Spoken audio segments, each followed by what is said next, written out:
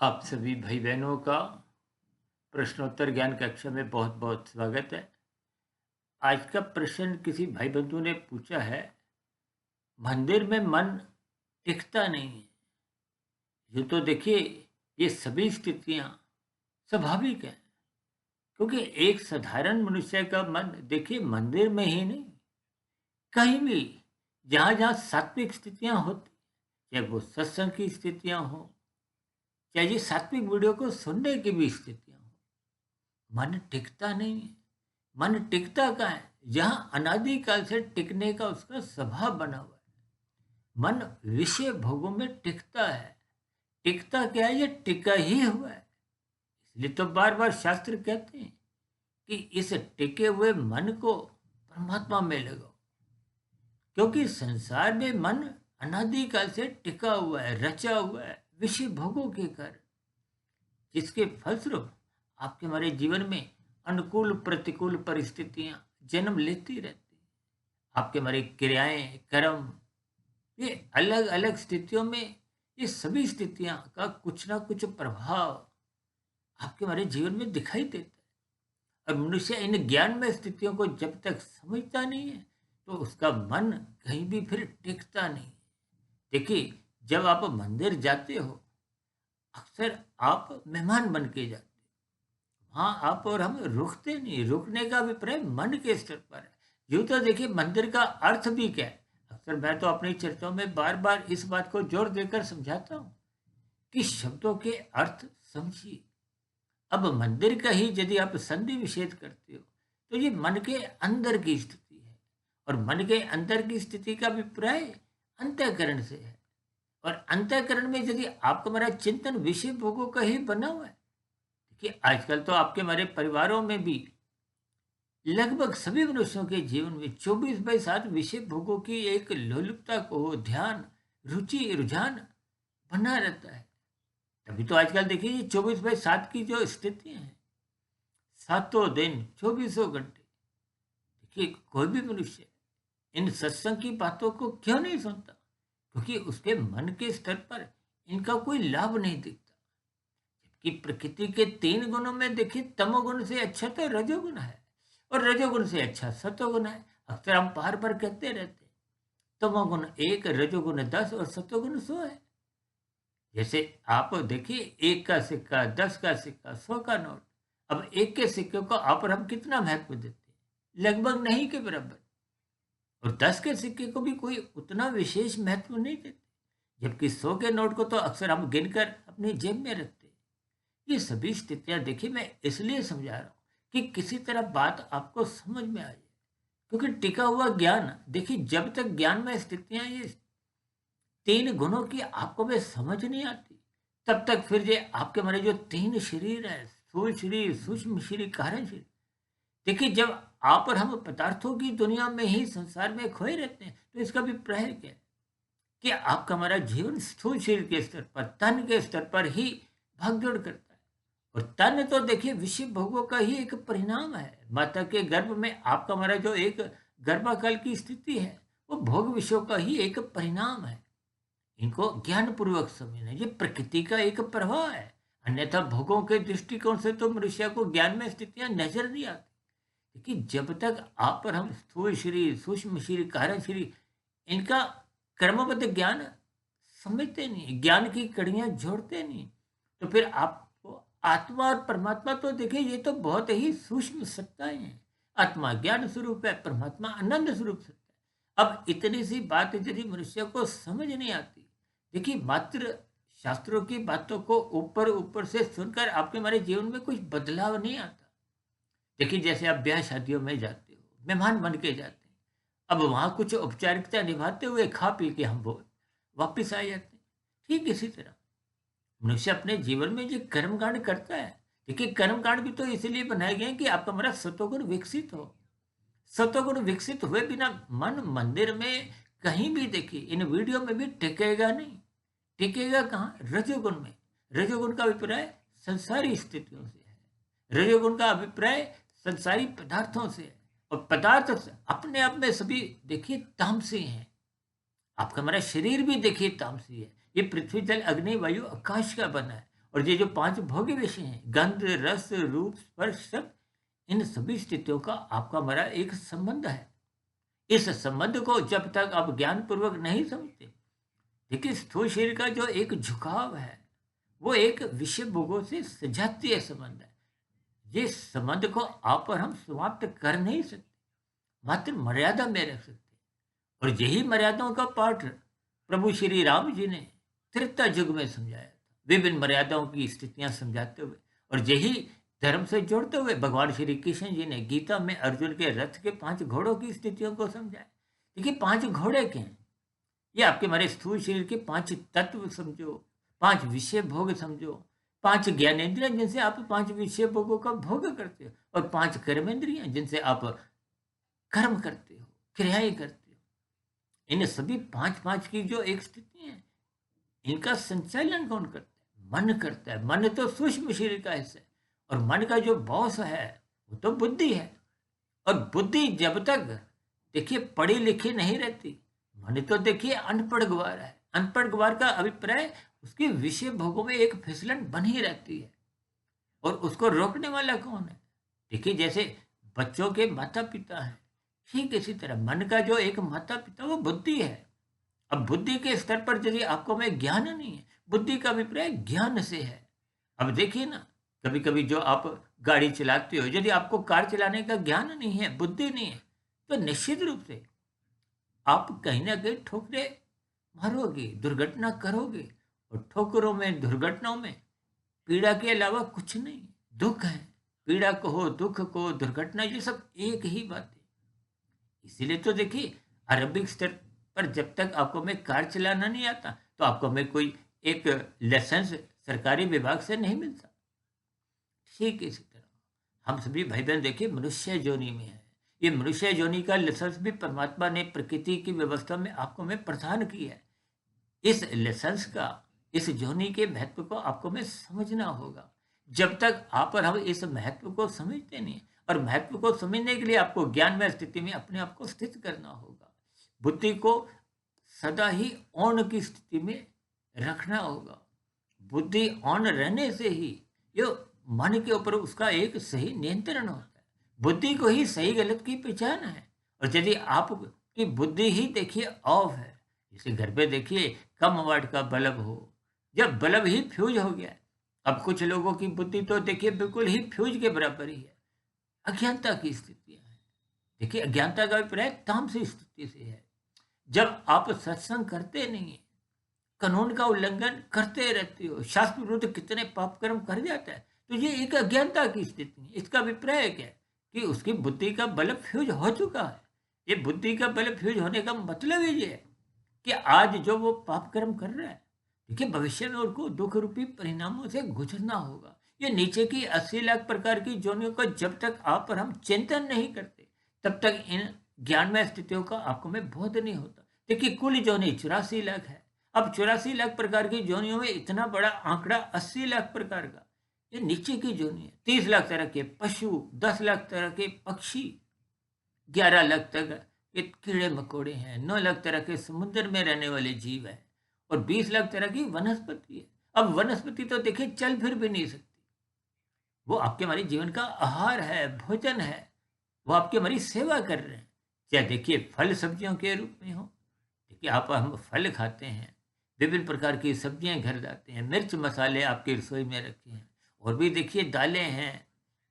ये सब स्थितियां आपका हमारा भोजन है, चावल है, गेहूं है। इन सभी स्थितियों को देखिए अक्सर मनुष्य ज्ञान पूर्वक समझता नहीं। जब तक आप तमोगुण, रजोगुण और सतोगुण की स्थितियों को नहीं समझोगे। गीता में तो देखिए विस्तार से 13वें अध्याय में माया का, आत्मा का और परमात्मा के संबंध पे चर्चा है। यूं ही केवल शाब्दिक ज्ञान को सुनकर बात कोई समझ नहीं आती, उस पर चिंतन करना होता है। इसलिए तो हम बार बार कहते हैं एकाग्रचित्त होकर इन सात्विक वीडियो को सुनो, गुरु के प्रवचनों को सुनो, शास्त्रों का स्वाध्याय करो। और ये सभी स्थितियां जब आपकी बुद्धि ऑन होती है, अब बुद्धि ऑन का अभिप्राय देखिए ब्रह्म मुहूर्त की स्थिति से भी आप ले सकते हो। अब दिन में तो देखिए राशि स्थितियां होती हैं, जब आपकी भाग-दौड़ धन कमाने में लगी होती है, शाम को तामसी स्थितियाँ होती हैं, मौनात्मक स्थितियाँ होती हैं। अब मौनात्मक स्थितियों में तो मन सत्वगुण में लगता ही नहीं। देखिए मोह किस प्रकार का है? मोह का अभिप्राय तन के स्तर पर आपकी मौनात्मक स्थितियाँ बनती हैं। इसीलिए तो शास्त्र बार-बार कहते हैं, ब्रह्म मुहूर्त में उठो। हम तो बार-बार यहाँ तक कहते हैं, रात को जल्दी सो जाओ, सुबह ब्रह्म मुहूर्त में उठ जाओ।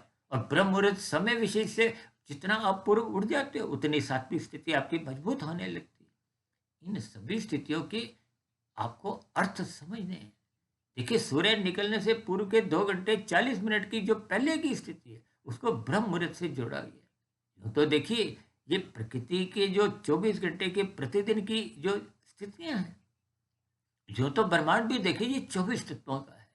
इस ब्रह्मांड की सभी स्थितियों को आपको में ज्ञानपूर्वक समझना है। और मनुष्य योनि के पिंड में ही देखिए आप और हम एक छोटा सा एक पिंड है। इस ब्रह्मांड के भी देखिए 24 तत्वों की स्थितियां हैं। इसमें एक तत्व 3 गुणों का है, तमोगुण, रजोगुण और सत्वगुण की स्थितियां हैं। इन 3 गुणों का ही देखिए विस्तार से वर्णन गीता के 14वें अध्याय में किया गया है। हम तो बार बार समझाते हैं। तमोगुण का अभिप्राय पदार्थों से है, रजोगुण का अभिप्राय क्रिया से है और सत्वगुण का अभिप्राय ज्ञान से है। जब तक ये 3 स्थितियां आपको समझ नहीं आती, देखिए आप और हम मकान बनाते हैं, सबसे पहले हम किसकी सेवा लेते हैं? आर्किटेक्ट की। आर्किटेक्ट का मतलब उसको ज्ञान है। पहले ही दिन देखिए आप ईंटें मंगवाकर, सीमेंट मंगवा के किसी मजदूर को नहीं लगाते। जब तक आर्किटेक्ट आपको बताता नहीं है कि नींव कहाँ से निकलेगी, कैसे मजबूती, देखिए इनके अर्थ समझने। ये सभी स्थितियां क्या है? देखिए ईंटें हैं, रोड़ी, बदरपुर, सीमेंट, ये तो तामसी स्थितियां हैं, पदार्थ है। अब क्रिया करने वाले देखिए श्रमिक हैं, मिस्त्री हैं। इनके देखिए अर्थ भावार्थ समझिए। यानी कि पदार्थों पर क्रिया करनी होती है और क्रिया बिना ज्ञान पूर्वक होने से वो मकान कुछ कच्चा पक्का ही बनता है। कच्चा पक्का का अभिप्राय वो फिर गिर जाता है। इसी तरह जब जब आपके हमारे जीवन में ये सत्वगुण प्रथम स्थान पे नहीं होता, इसीलिए तो बार बार कहते हैं धर्म को प्रथम स्थान पे रखो। ये अर्थ और काम की जो स्थिति है, अर्थ का अभिप्राय धन से है, काम का अभिप्राय आपके हमारी भोग इच्छाओं से है। जब तक ये तमोगुण, रजोगुण, सतोगुण के नियंत्रण में नहीं रहते। अभी कुछ दिन पहले हमने देखी एक ऐसा वीडियो बनाया था जिसमें हमने धर्म को एक चार दीवारी के रूप में, एक पहरेदार के रूप में दर्शाया था। और अर्थ और काम के नीचे हमने एक शब्द लिखा था चुपचाप। यानी कि ये अर्थ और काम बिगड़ते नहीं है, ये चुपचाप रहते हैं, किसी प्रकार की कोई हरकत नहीं करते, आवारागर्दी नहीं करते। इसका अभिप्राय क्या है कि जब जब आपके हमारे जीवन में धर्म प्रथम स्थान पर रहता है, धर्म का अभिप्राय सत्वगुण की स्थितियों से है, धर्म का अभिप्राय कर्तव्य पालन की स्थितियों से है। और जब तक आप और हम अपने कर्तव्य कर्मों का पालन नहीं करते, हम तो बार बार यहाँ तक कहते हैं, जो मनुष्य लाल बत्ती पे ही नहीं रुकता, यातायात के नियमों का पालन नहीं करता, तो ऐसे मनुष्य देखिए धर्म के मार्ग पर तो चल ही नहीं पाते। धर्म का अभिप्राय किसी संप्रदाय से नहीं है, किसी पूजा पाठ से, कोई विशेष अर्थों में नहीं है। भले ही कर्तव्य पालन की स्थितियों में वो पूजा पाठ भी आ जाती है, लेकिन केवल उन्हीं स्थितियों में ही धर्म मान लेना बहुत बड़ी एक गलती है। धर्म का अभिप्राय धारण करने की उस प्रवृत्ति से है, उस विचार से है, जिसके फलस्वरूप आप अपना क्रिया या अपना कर्तव्य ईमानदारी पूर्वक, कर्तव्य को अपने प्रसन्नता पूर्वक करते हो, जिसके फलस्वरूप समाज में एक सहयोग की स्थितियां होती हैं, भाईचारा बनता है। ये संघर्ष की स्थितियां तो तभी बनती हैं जब कोई मनुष्य अपने कर्तव्य कर्मों का पालन नहीं करता। देखिए जब आप दूसरों के अधिकारों की रक्षा नहीं करते अपने कर्तव्य पालन की स्थितियों से, तब तक तो फिर अव्यवस्था होती है। देखिए जब दूसरों की हरी बत्ती है, उनका अधिकार है चलने का, तो आपको लाल बत्ती पे रुकना है। जब आपकी हरी बत्ती होती है तो दूसरे उस कर्तव्य का पालन करते हैं लाल बत्ती पे रुकते हुए। इस छोटे से सिद्धांत को यदि आप और हम समझ नहीं पाते, जिस पर आपका हमारा जीवन बीतता रहता है, तो फिर शास्त्रों के गूढ़ रहस्य, जटिल रहस्य वो आपको में समझ नहीं आते। अक्सर कुछ भाई बंधु तो ऐसी भी शिकायत करते हैं कि आपकी वीडियो तो हमारे ऊपर से ही निकल जाती है। देखिए जब तक आप एकाग्र भाव से, हम तो बार बार कहते हैं कि वीडियो को आरंभ से अंत तक सुनो, चित्र विशेष पर ध्यान दो, चिन्हों पर ध्यान दो। हम तो सतोगुण को सफेद रंग से दर्शाते हैं, रजोगुण को रंगीनी यानी कि संसारी विषय भोगों के आकर्षण से दर्शाते हैं। शास्त्रों में तो स्पष्ट शब्दों में कहा गया, स्त्री पुरुष का जो एक आपसी आकर्षण है वो भी रजोगुण के कारण है। देखिए, इस रजोगुण की कहीं बुराई नहीं है, तभी तो विवाह का एक संस्कार रखा गया। आपके हमारे जीवन में तो देखिए 16 संस्कार हैं। अब 16 संस्कारों में विवाह का संस्कार आप और हम भली भांति जानते हैं। अब इस विवाह संस्कार को लोगों ने देखिए भोग दृष्टिकोण से विशेष स्तर पर जोड़ दिया, जिसके फलस्वरूप विवाह के बाद की स्थितियां आप देखते ही हो कि जब भोगों पे आधारित होती है, स्थूल शरीर के स्तर पर ही भोग होते हैं, तो फिर मन बुद्धि के स्तर पर विचार मिलते नहीं। जब विचार नहीं मिलते तो भले ही एक ही घर में रहते हुए पति पत्नी के विचार जब नहीं मिलते तो कुछ एक मन मुटाव की स्थितियां बनती हैं। और इसी तरह जब संस्कारों की स्थितियां कमजोर होती हैं, संस्कारों की स्थितियां कमजोर होने का मतलब आपके हमारे धार्मिक स्थितियां, शुभ संस्कारों की स्थितियां कमजोर है। देखिए, जब कारण शरीर कमजोर होता है, कमजोर का अभिप्राय उसमें सात्विक शुभ संस्कारों की न्यूनता से है। जब वो न्यूनता होगी तो बहुलता किसकी होगी? रजोगुण की। देखिए, तभी तो आपके हमारे जीवन में ये 24/7 की स्थितियां विषय भोगों की बनी हुई हैं, जिसके फलस्वरूप अब दिन रात भाग दौड़ करते हो। अर्थ और काम को ही आज विशेष महत्व दिया जाता है। आजकल तो देखिए, आपने प्री वेडिंग की स्थितियों में भी कुछ ऐसी ही स्थितियां देखी होंगी। ये सभी स्थितियां आपको कुछ समझनी चाहिए, इनके अर्थ समझने होंगे। जब तक अर्थ नहीं समझेंगे कि गृहिणी जो खाना बनाती है वो रखे हुए पदार्थों पे क्रियाएं करते हुए ज्ञान पूर्वक बनाती है, तभी तो खाना स्वादिष्ट बनता है। जब गृहिणी घर नहीं होती तो आप और हम देखिए रखे हुए पदार्थ रसोई में वही हैं, क्रिया भी आप और हम करते हैं, लेकिन ज्ञान नहीं है खाना बनाने का। तो फिर ऐसी स्थिति में देखिए, जब आपके हमारे जीवन में अर्थ और काम ही नाचते हैं, धर्म है नहीं, सत्वगुण है नहीं, ज्ञान है नहीं, सत्वगुण का आप और हम संग करते नहीं, करते हैं तो मात्र कुछ औपचारिकताएं निभाते हुए घर लौट आते हैं। देखिए, ये कर्म कांड ये विशेष रूप से देखिए अक्टूबर नवंबर दिसंबर, ये 3 महीने देखिए एक त्योहारों का मौसम है। अभी कुछ दिन पहले ही हमने देखिए एक वीडियो प्रसारित की थी, त्योहारों का मौसम, और उस मौसम को हमने मानसून से जोड़ा था। जैसे मानसून देखिए 2.5-3 महीने का आता है तो वर्षा की स्थितियां बनी रहती है, ठीक इसी तरह भारत को भले ही देखिए एक आध्यात्मिक देश माना जाता है, या तो हर दूसरे चौथे पांचवें दिन कोई ना कोई ऐसा पर्व मनाया जाता है, ताकि ये सभी स्थितियां आपको में सत्वगुण की ओर ले जाएं, ज्ञान की ओर ले जाएं। लेकिन सत्वगुण को जब तक आप ज्ञान पूर्वक क्रमबद्ध तरीके से समझते नहीं तो फिर आपका हमारा जो धर्म है वो कमजोर स्थिति में रहता है। धर्म कमजोर होने से फिर अर्थ और काम एक मर्यादित नहीं रहते। यही ज्ञान उपदेश तो देखिए गीता में अर्जुन के रथ के 5 घोड़ों की स्थितियों को भगवान श्री कृष्ण जी ने अपने हाथ में रखते हुए ये संदेश दिया है कि इस लगाम को, यानी कि मन को बुद्धि के अधीन रखो, और बुद्धि परमात्मा के अधीन रहनी चाहिए। अधीन का मतलब क्या है? कि परमात्मा की सम्मुखता बनानी है। परमात्मा की सम्मुखता तभी बनती है जब आप श्रद्धा पूर्वक सत्संग करते हो। श्रद्धा पूर्वक सत्संग होने से ही एक विवेक शक्ति जगती है। विवेक शक्ति जगने से ही वो मन को नियंत्रित रख पाती है। यदि विवेक शक्ति जगती नहीं है तो इसका अभिप्राय क्या है? आपका हमारी वो बुद्धि सात्विक नहीं है। उसमें देखिए वो जो 100 वाट का बल्ब नहीं जला हुआ। अक्सर हम देखिए सात्विक बुद्धि को सूर्य की रोशनी से जोड़ते हैं, और राजसी बुद्धि को हम चांद के प्रकाश से धुंधली स्थिति से जोड़ते हैं, और तमोगुण की स्थिति को आप तारे के प्रकाश से जोड़ सकते हो। अब तारे के प्रकाश में तो आप और हम कुछ देखिए पुस्तक पढ़ नहीं सकते। चांद के प्रकाश में भी, चाहे वो पूर्णिमा का चांद हो, उसमें भी आप और हम देखिए कुछ पुस्तक को शास्त्र को पढ़ नहीं सकते। लेकिन सूर्य के प्रकाश में आप और हम इन सभी स्थितियों को सफलतापूर्वक पढ़ सकते हैं। तभी तो माता पिता बच्चों को कहते हैं ना, सुबह जल्दी उठो। सूर्य के प्रकाश में देखिए आपको में ज्ञान में स्थितियों का बोध होता है। यही सब स्थितियां आपको में समझनी होगी। जब जब आपके हमारे जीवन में सत्वगुण की न्यूनता होती है तो ये अर्थ और काम नाचने लगते हैं। फिर ये चुपचाप बैठते नहीं है, ये हरकतें करते हैं। फिर ये कानून का भी उल्लंघन करवाते हैं। शास्त्र विरुद्ध भी पापक्रम कितने करवाए जाते हैं, जिसके फलस्वरूप आपका हमारा कर्माशय बिगड़ता है। बिगड़ा हुआ कर्माशय देखिए फिर पुनः से मनुष्य योनि की प्राप्ति दिलवा नहीं पाता। भले ही हम देखिए किसी की मृत्यु पे अक्सर 2 शब्द अच्छे भाव से बोलते हैं कि अमुक अमुक व्यक्ति का स्वर्गवास हो गया, देखिए, स्वर्ग का अभिप्राय विशेष प्रकार के सुखों से है, एक अच्छी स्थिति से है। जबकि नरक का अभिप्राय तो देखिए नीचे की तामसी अधोगति की स्थितियों से है।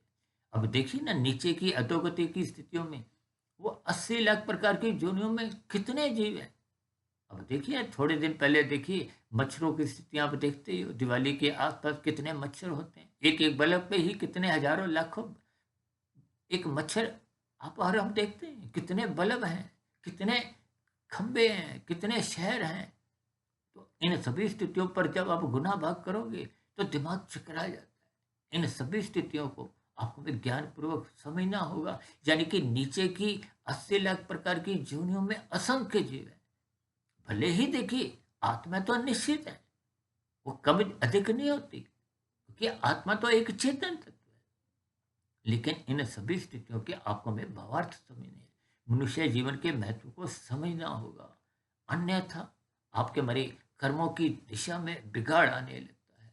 इसलिए हम सभी भाई बहनों को मन के भीतर ही एक मंदिर की स्थिति बनानी है, मन के भीतर ही उसको सात्विक स्थिति से जोड़ना है, ताकि जब अंतःकरण शुद्ध होगा तो फिर मन बुद्धि के स्तर पर सात्विक स्थिति मजबूत होगी।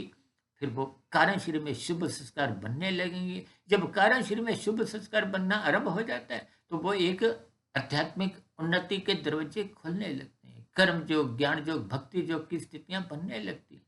तो फिर जो आत्मा के प्रकाश को, ज्ञान को जो अवृत किए हुए थे, देखिए जब ज्ञान ही अवृत हो जाता है, ढक जाता है, देखिए आत्मा का परमात्मा का सजातीय संबंध है। आत्मा जब तक ज्ञानमय स्थिति में रहती है उसकी परमात्मा की सम्मुखता बनी रहती है, और परमात्मा की सम्मुखता बने रहने से आनंद की झलके आपका जीवन आनंदमय रहता है। क्योंकि परमात्मा आनंद स्वरूप सत्ता है, आत्मा ज्ञान स्वरूप है। और ये ज्ञान जब ढक जाता है, देखिए आप घर पे ट्यूब के ऊपर जब काला कागज लगा दोगे तो अंधकार में स्थितियां बनेगी, उस अंधकार में आपका मन तन भी ठोकरे खाता है।